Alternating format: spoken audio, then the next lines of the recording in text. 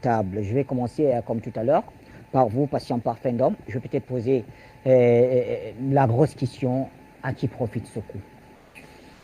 Je pense que sincèrement, nous sommes là face à un retour de manivelle, à une tentative de reprise en main des forces et des puissances, j'allais dire de l'argent, que j'appelle les puissances financières, sur un espace qui commençait à leur échapper. Vous savez, avec le débâcle des États-Unis d'Afghanistan, si vous avez bien écouté les principaux analystes politiques et militaires américains, c'était pour dire on a perdu l'Afghanistan avec tout ce que l'Afghanistan a de possibilités en termes de matières premières stratégiques, mais nous allons nous repositionner sur le continent africain. Ça voulait dire ce que ça voulait dire. Donc, ils ne peuvent pas accepter qu'un fleuron comme la Guinée, du point de vue de certaines matières premières stratégiques, on n'en parle pas assez, mais c'est un scandale du côté de Conakry, tombe entre les mains, par exemple, de la Russie. Donc, nous sommes là dans un jeu d'échecs qui ne dit pas son nom.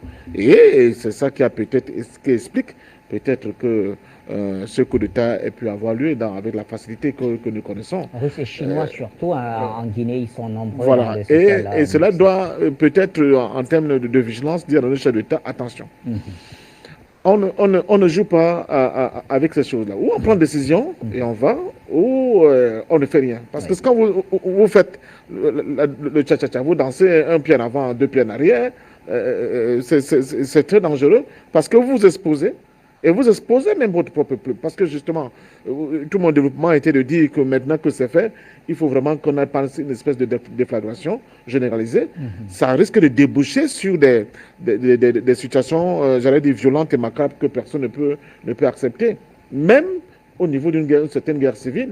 Parce que malheureusement, nos États, n'est-ce pas, néocoloniaux sont encore sur ce prisme-là. Ils ne sont pas, il n'y a pas de, en fait, on n'est pas dans des républiques véritablement affirmées. C'est chaque groupe ethnique, chaque groupe d'intérêt, chaque lobby arrivé au pouvoir qui essaie de tout faire pour se maintenir, de conserver. Les changements, quand ils ne sont pas d'ordre, j'allais dire démocratique, elles se font souvent avec beaucoup de violence.